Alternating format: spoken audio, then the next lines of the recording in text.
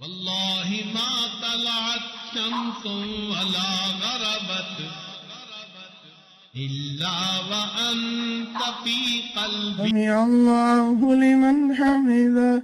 اللهم اهدنا فيمن هديت وعافنا فيمن عافيت وتولنا فيمن توليت وبارك لنا فيما أعطيت وقنا شر ما قضيت فإنك تقضي ولا يقضى عليك إنه لا يذل من واليت ولا يعز من عاديت تباركت ربنا وتعاليت نستغفرك ونتوب إليك وصلى الله على النبي الكريم.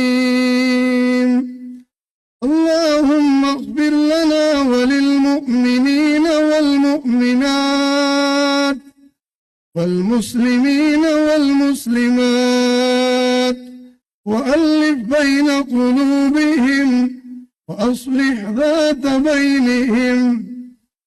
اللهم أعز الإسلام والمسلمين وأذل الشرك والمشركين.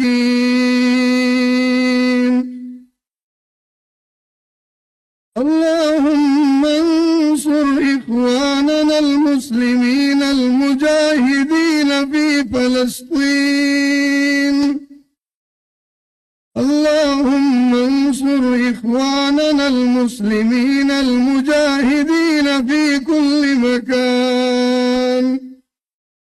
اللهم انصر من نصر دين محمد صلى الله عليه وسلم واجعلنا منهم واخذل من خذل دين محمد صلى الله عليه وسلم ولا تجعلنا منهم.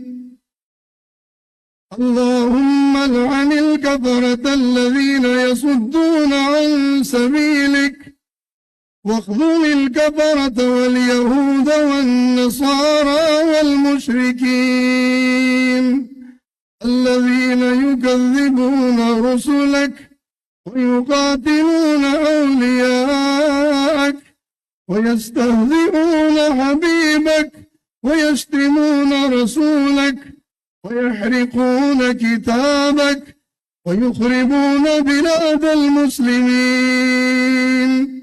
اللهم شتت شملهم.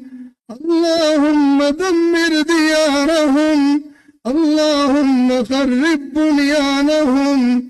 اللهم أغرق بواخرهم. اللهم زلزل أقدامهم.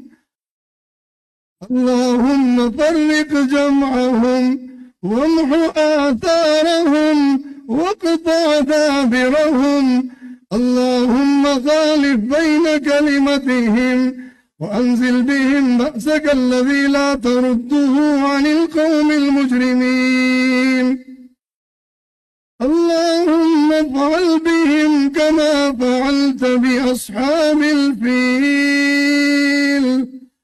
اللهم اجعل كيدهم في تضليل وأرسل عليهم طيرا أبابيل ترميهم بحجارة من سجيل.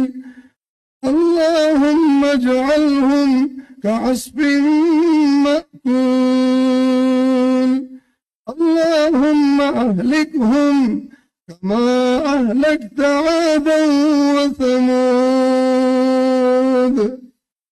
وصلى الله تعالى وسلم على النبي الكريم.